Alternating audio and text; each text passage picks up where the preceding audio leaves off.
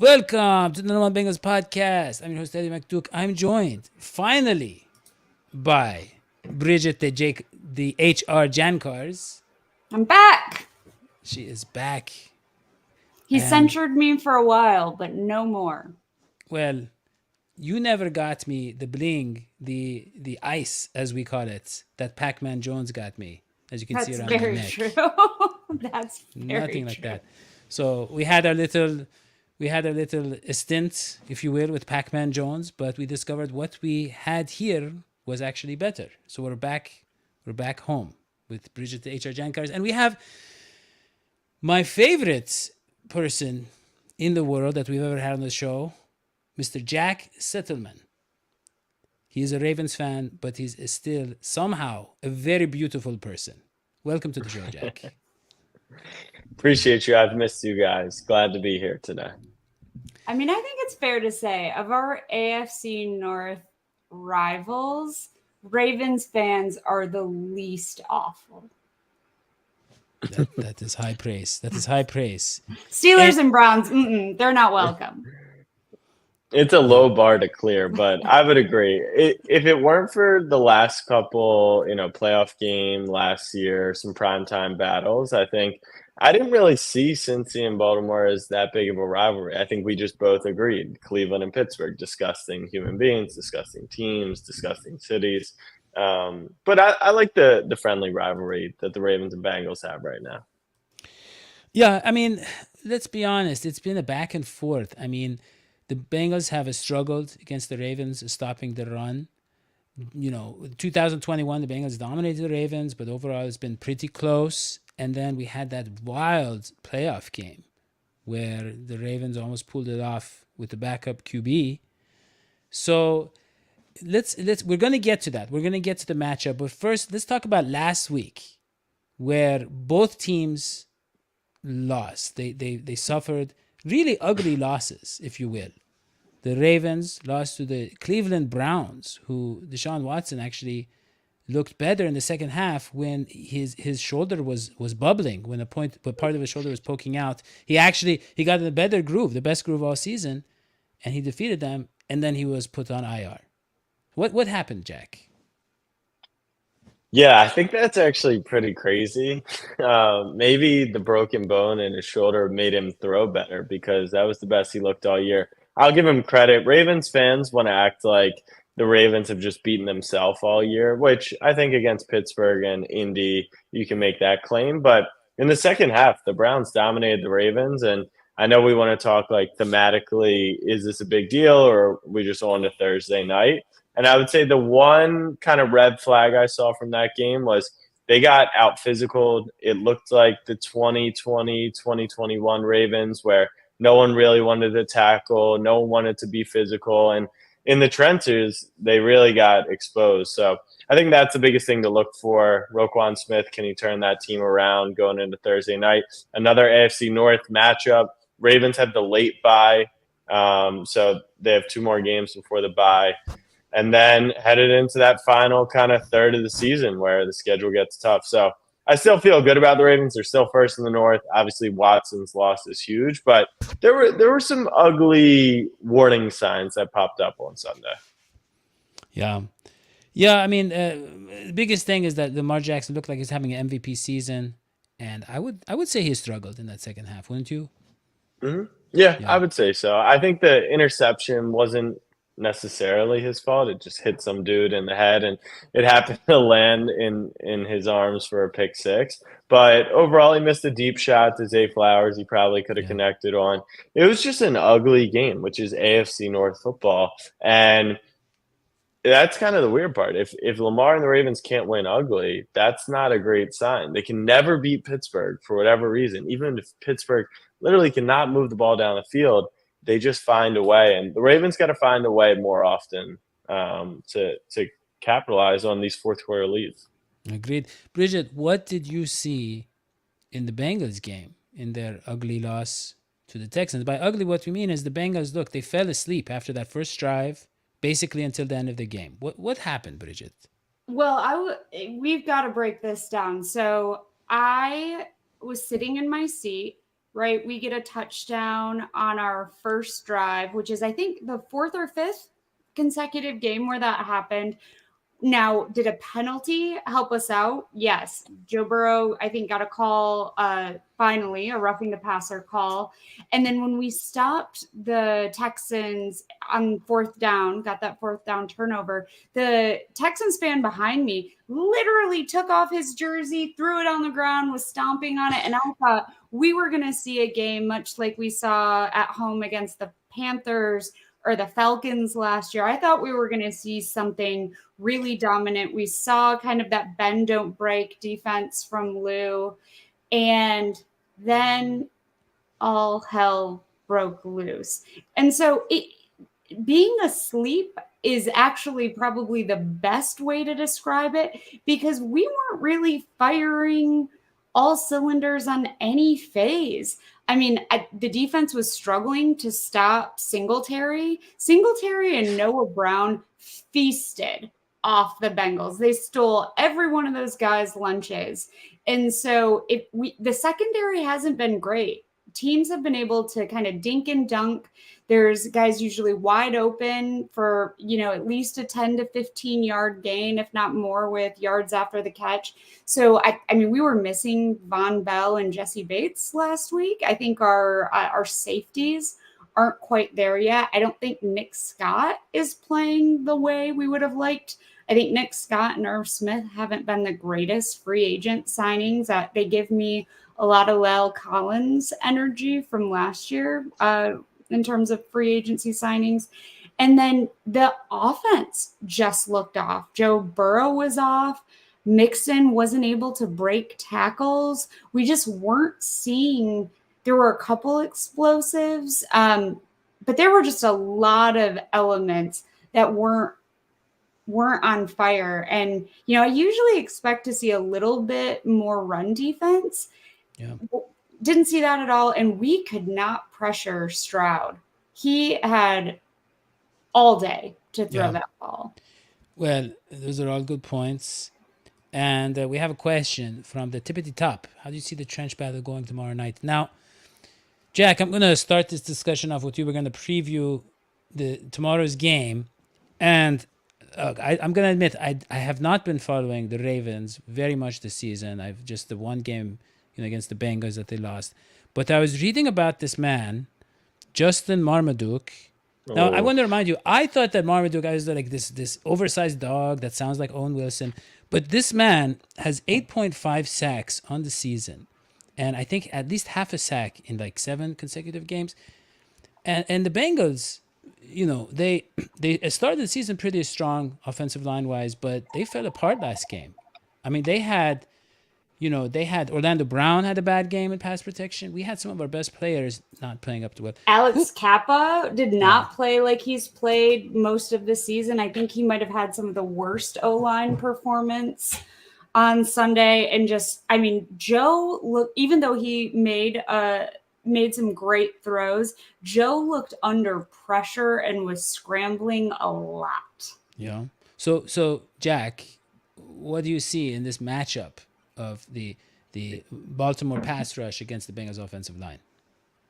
Yeah, Justin Marmaduke has been a breakout star for the Ravens this year. Matabike, honestly, like people are saying he is playing as well as Aaron Donald can play. Maybe not peak Aaron Donald, but yeah, that half sack or more in like 7 straight games. He's been disruptive. The Ravens this offseason, they've got Geno Stone, who's leading the league in interceptions, Matabike, who's just set a franchise record, and then also Patrick Queen are all free agents. So they're all balling out in their contract year. Last week was probably the first week all season where the Baltimore pass rush did not finish. Once again, it looked a lot like 2020, 2021. The Browns were missing 3 of their top tackles also.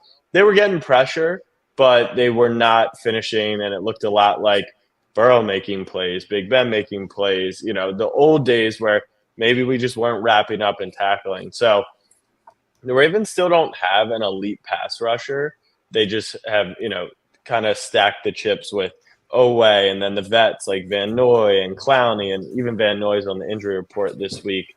He's questionable, but will likely go. So I think there's potential that the Bengals will get out there and they'll be quick. They'll do their little dink and dunks. The one matchup is Mike McDonald, the defensive coordinator. He's had Burrow's number. I don't think any Bengal fan will deny that. He just sits back too high safety and makes Joe, stay patient underneath. And it's done really, really good things to the Ravens. So we'll see. Marlon Humphrey's going to be out tomorrow night. T. Higgins will be out. I think on both sides, 2 stars are missing for each team, and those can kind of counter each other, to be honest. So in the trenches, my biggest thing, and, like you said, you haven't really watched the Ravens much. I haven't seen a ton of Cincy. My biggest fear is always, what's DJ Reader going to do? He can blow up a game on himself. And then I see Devin Singletary's got 150 rushing yards since he's 30th in the league in run defense. What's going on the defensive trenches there? Yeah, it's not great. I mean, DJ Reader is elite, but we've had struggles against the run this year. That is true. And you mentioned the secondary is struggling, I think, a little on their role in stopping the run. I mean, I think our big guys are trying, but when folks are able to be creative, there's not a lot of depth in that. Even our linebackers were out of position a lot in the Texans game. Unfortunately, they did not have a great run stopping game. But you mentioned Mike McDonald, and Zarvia Smith of Georgia, who was his coach there. He said he's the, quote, the smartest man in the world. Is that true?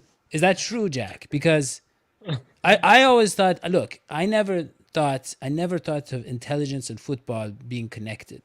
But now you see this guy, Mike McDonald, you see Mike McDaniel, you see all these Mike McWhatevers who are these super smart guys, and they are outsmarting, other teams, other offenses and defenses. What do you know about this guy? And by the way, I want to mention Lou Anarumo. He's no slouch. Did you know he went to Harvard? I didn't. Did he get lunch there, or he actually studied there? He coached the defensive backs and special teams from 1995 to 2000. He didn't study there, but he's probably also one of the smartest men in the world. Jack, 100%. So here's the thing, though. Just counterpoints. Joe Burrow, they had him with the Tampa 2 early last season. You remember that? He was a struggle. So I feel like Joe Burrow, he evolves. And the Tampa 2 no longer phases him at all. And I think he's had the whole offseason to plan. I mean, he won the playoff game against Mike McDaniel. Whatever. I can't even say his name. It's so close. Mike McDaniel. But yeah, he won that playoff game. And I feel like Joe Burrow is going to have a trick up his sleeve for him. He won that playoff game because Tyler Huntley said, who wants this ball right here? We're on the 1 yard line. Anyone want to take it? I mean, I think that was a great play by Jermaine Pratt to the amazing. Yeah. I wouldn't give credit to Burrow. Hey, by the way, did you know Tyler Huntley had a better playoff game than Lamar Jackson's ever had?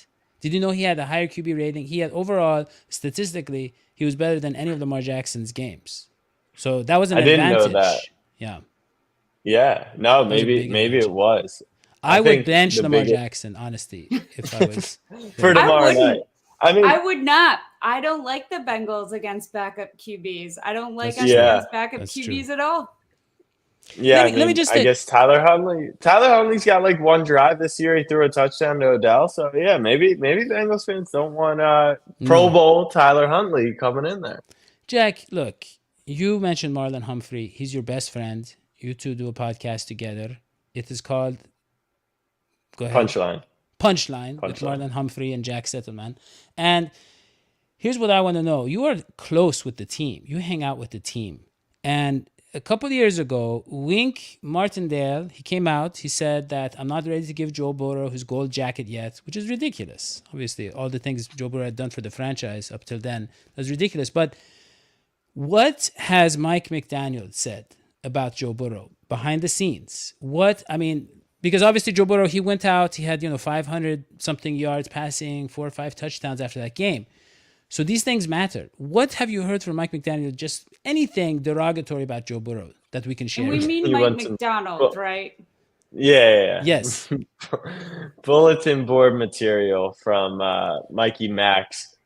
I think they have a ton of respect for Joe Burrow. I think Not that's what I want why to they hear. put No. so much. That's why they put so much attention into game planning against him. Like you said, it's been cool to watch ever since that one big game that Burrow had.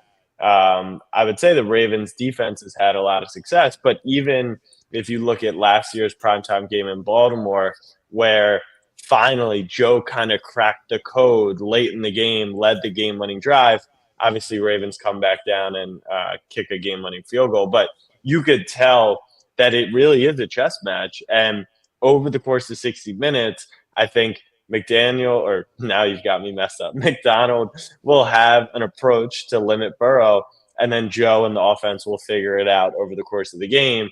And once they figure out the counter, is it too late? Have the Ravens gotten a lead, or are they able to sustain it? So I don't have much bulletin board material. They have a ton of respect for Joe Burrow. I know that they think he's one of the top quarterbacks in the NFL. I think that. Okay. Okay, here's your bulletin board material. Yeah. Okay, let's go. Yeah. The Ravens don't think Joe Burrow was hurt for week 2, and they think that when he limped after throwing that last interception, that was a little bit of embellishment, and they didn't necessarily appreciate that. So there you go. Okay, let me get this down on here. So you're saying which Ravens? Give me names. Hold on.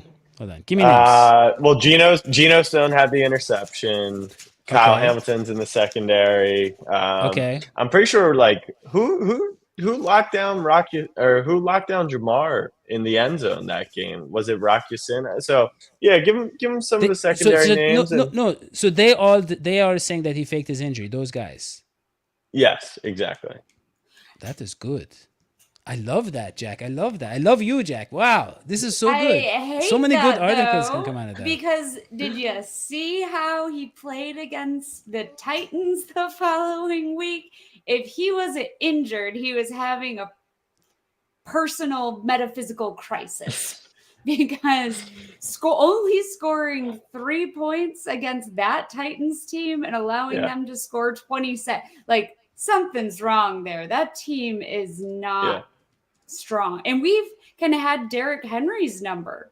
I thought maybe the Bengals broke the Titans in the divisional game in our Super Bowl run season. But for some reason, I don't know if it was Ted Karras as, the Titans bulletin board material or what. But I mean, I said that I thought the Titans was going to be that one game when we get to the end of the season that we're going to be like, what the heck happened? It might now be the Texans game, or maybe we'll have 2, but I don't know. Burrow definitely he looked awful against. No, I'm with you. I had to feed the doctors on the show. I appreciate that. I think that he was definitely. It was the fact that he wasn't really at training camp, preseason because of the calf, and he's become much more mobile over the last few weeks. I think that's the clearest part, as he was just sitting in the pocket and he couldn't do anything, and now he's getting outside of it. But I do think there was a little bit of everyone's done it in their life. You mess up and it's like, my back actually was hurting, so. Yeah, maybe we'll see. We'll see on Thursday. Speaking of making excuses, I just want to say that Dr. Hoji the Electric Esmoji is here, but he cannot show his face because he has. Well, I don't know what his excuse this time is, but it's always a new kind of cosmetic update with him. Welcome to the show, Dr. Hoji. Thank you. Can you hear me? Yes. Oh, okay. Yeah, Actually, good to see everybody. And this was indeed a cosmetic, not a mishap so much as, I mean, it really happens to everybody all the time. I was getting my nipples tanned. You know where I go, by the way, to get for the tanning of the nipples? The best place in America to tan your nipples. Did you know this, Jack? Where it is? Skyline Chili? No. It's a place in Guilford, Maryland. Guilford, which is the posh, it's a very nice area in Baltimore, Maryland. That's where I go to tan my nipples. And I stayed a little bit under too long, so I'm all burnt up and I can't show my face. But yeah. Did you see any That's Ravens good to know. players in the salon there, the tanning Well, salon? we're not really supposed to talk about Right. who comes in Right. and out, but yeah, there were a few. I've seen a Okay. few come in over the years. Yeah. Well, thank you for the product placement. Speaking of which, Jack, I want to give you a gift if that's okay. We love you so much. I want to share something with you on the show, which is, you know how I am an entrepreneur and you are an entrepreneur. You're a very smart businessman. And you tend to lift people up with your charisma, with your positive energy. A lot of people need emotional support these days. And so I had my engineers develop a pillow. It is called Jack Me Up. Okay. There As we you can go. see, it looks a little bit like you. It's a big teddy bear, okay, that people can cuddle up with, and they will lift up. They jack me up, lift their spirits with this emotional support pillow. And guess what? We have a Black Friday special. It's only $499.99. Jack, are you an outer spoon kind of guy or an inner spoon kind of guy?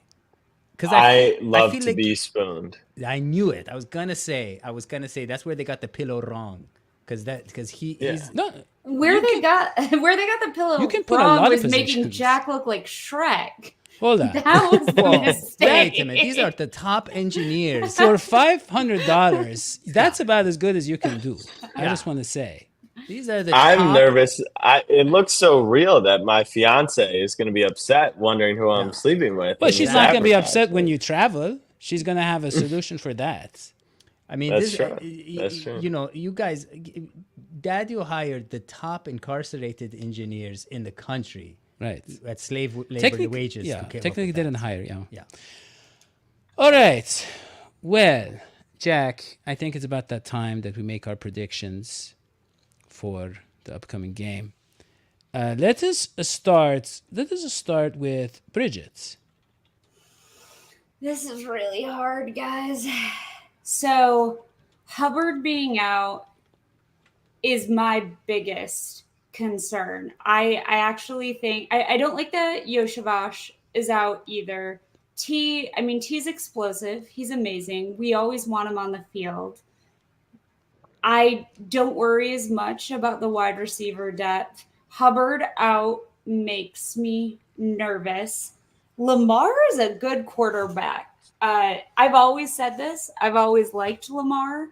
I think he's prone to injury and health issues, and I will admit I thought he would be plagued by that by this point in the season, and he's not.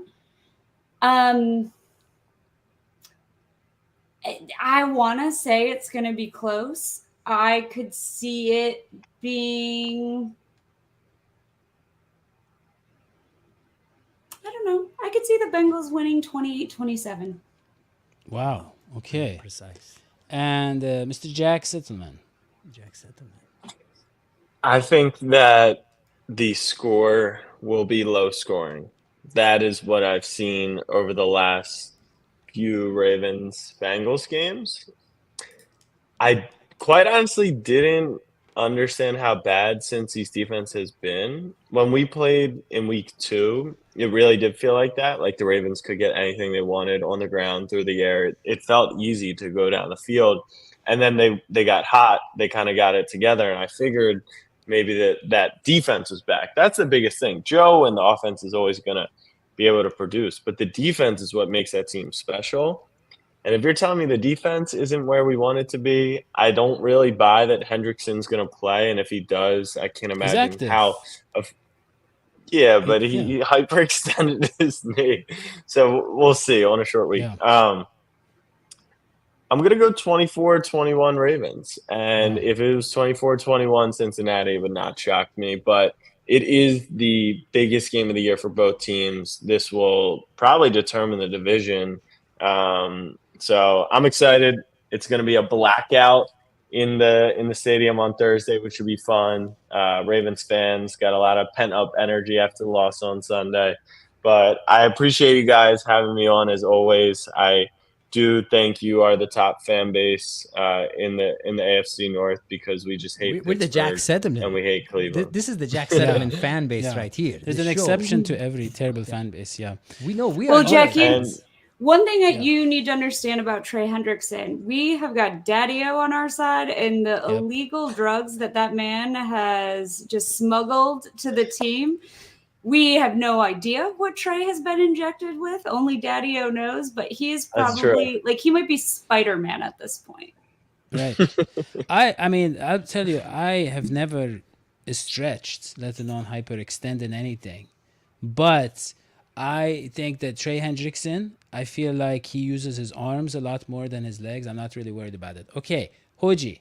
Oh, gee. Give it to us. So if you look at the Baltimore Ravens this year and the teams that have been able to vanquish them, okay, they are AFC teams, two of them in the AFC North, and they've been able to do so because this is a really this team, with Lamar is unstoppable for most of the NFL. But you have to realize that in the AFC North, these defenses are designed basically around the Ravens, okay, and the Bengals specifically more than others. Now, if you look at our last game, we didn't do too bad considering that Joe Burrow, wasn't 100%. Conspiracy theories in Baltimore aside.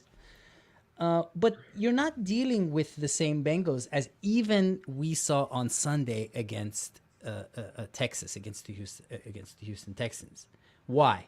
Because this is an angry Joe Burrow. This is a never again Joe Burrow. This is and I quote here, that was unacceptable Joe Burrow. And if there's one thing that people know about Joe Burrow, it's that when he's angry and he's down and his team is losing, somehow that's the time when he plays the best. If only someone could lie to Joe Burrow and tell him in the beginning of the season, hey, your record right now is like 3-5 and you got to win all the next games from now on, and it could convince him that every first quarter is the fourth quarter, this team would be unstoppable. But for some reason, this is a man, and he must be an oldest child because eldest children have this tendency to procrastinate. But that aside, my prediction.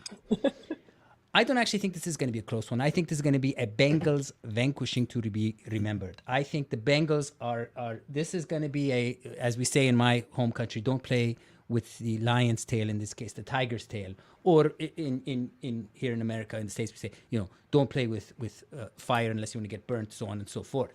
So, yeah, I think this is going to be a big win for the Bengals.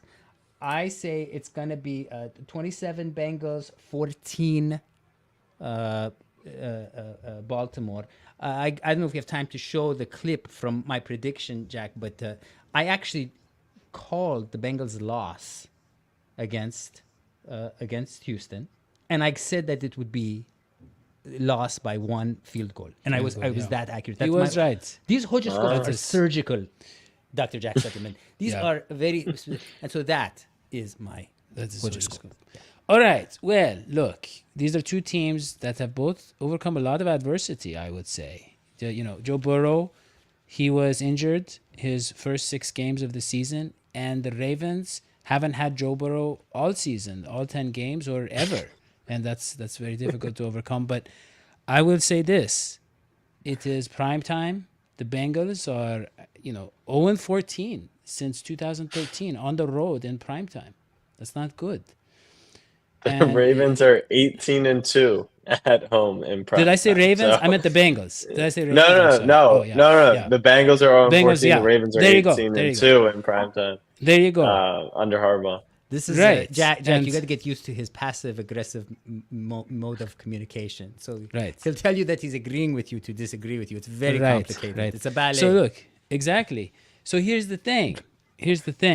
Joe Burrow had a not so great game, and this guy, this genius, the smartest man in the world, Mike McDaniel, whatever, he has his number, like you said. So I see Joe Burrow, I hate to say it, pooping his pants on prime time. No. And I think the Bengals are going to go down. They're going down, and the final score will be 27-17 Cincinnati. That is my prediction. Wow. Wait a minute. 27 Cincinnati winning. Right. Yeah. and yet Burrow's It's a pooping his ballet. pants. It's a ballet. Yeah, it's That- yeah. So, Lamar and you have pooped his Burrow pants and pooping beat the his- Browns. That's Yeah, exactly pooping right. the pants is Exactly. how you win Pooing your games pants in is the an division. analogy. It's an analogy for when you get something out of your system, and you turn it on late in the game. You win the game in the clutch. Wow. That's what Joe Burrow. He's gonna have. He's I gonna. have he's never gonna, heard that yeah. analogy. That's Yeah, really. Lamar Jackson started in 2020 when he beat the Browns in Yeah. primetime. Yeah. He called it pooping So- his pants. No, he did poop his pants.